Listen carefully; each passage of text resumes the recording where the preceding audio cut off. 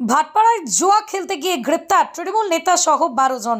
ভাটপাড়া এলাকার ছোট বড় নানান অসামাজিক কাজকর্মের মাত্রা বাড়ছিল। এই খবর ব্যারাকপুর কমিশনারেটের শীর্ষ কর্তাদের কাছে পৌঁছতেই নড়ে চড়ে বসে বিশেষ তদন্তকারী দল। শুক্রবার গভীর রাতেই ভাটপাড়া পৌরসভার 14 নম্বর ওয়ার্ডের মানিকপীর এলাকায় জুয়ার বোর্ডে আচমকা হানা দেয় কমিশনারেটের গোয়েন্দা বিভাগ।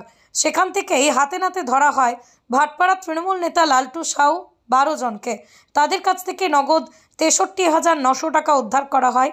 বিশেষ সূত্রে জানা গিয়েছে জুয়ার বোর্ড থেকে পুলিশ গ্রেপ্তার করেছে এই ওয়ার্ডের তৃণমূলের এক কর্মীকেও।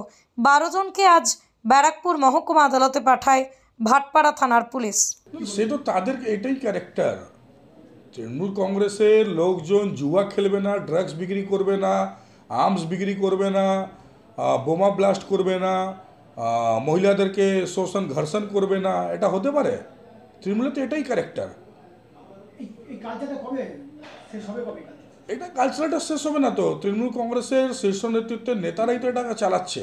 আর যখন তখন একটু আইবাস করার জন্য নিজের মধ্যে একটু টানাটানি, কি মালটা আমার কাছে ঠিকভাবে আসুক, তার জন্য একটু রেট হয়ে যাবে, আবার ধরা পড়বে, ছেড়ে চলে আসবে।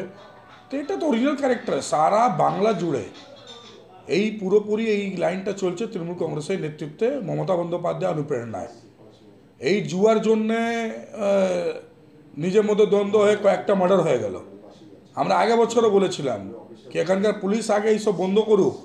এলাকায় এলাকায় যেটা জুয়া চলছে, এখনও তো চলছে 303 লাইনে, সেটা বন্ধ করতে হবে। তো শুধু এক জায়গায় বন্ধ করলে, এক জায়গায় রেড করলে হবে?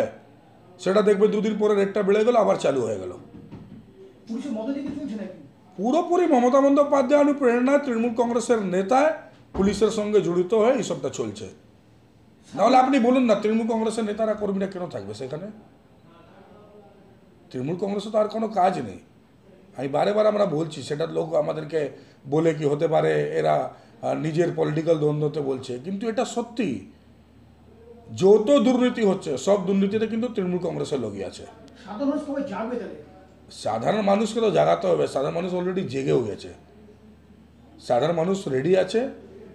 ঠিকঠাক করে ভোট হবে এবার, আর ঠিকঠাক করে ভোট হলেই এদেরকে সাধারণ মানুষ এবার শেষ করে দেবে। তৃণমূল কংগ্রেসকে শেষ করার জন্য সাধারণ মানুষ উঠে পড়েছে। ওই তৃণমূল নেতা বলছে সে কোনো ক্রাইম করেছে নাকি এরকম? না, কোনো ক্রাইম নেই। আপনি দেখলেন না মনোজিৎ মিশ্র স্টাইলটা? মনোজিৎ মিশ্র স্টাইলটা তো দেখলেন। একটা ছাত্র নেতার সেই অবস্থা।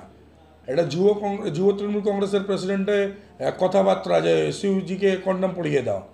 তারপরে আপনি দেখুন এখানে সুরঞ্জন সিং একটা আরও আছে ছাত্র নেতা, সে ওপেন বলছে আমরা কোন ভুল করছি, আমি তো কোনো লোকের ডকুমেন্টস তৈরি করে দিচ্ছি।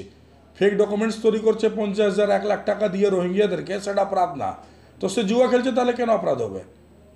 সে ড্রাগস যদি, হিরোইন যদি বিক্রি করে লাগা, সেটা কোন অপরাধ? তাদের চোখে তো এটা অপরাধ না। তাদের চোখে তো তাদের ব্যবসায় এটা। It is the original character of Trinamool Congress.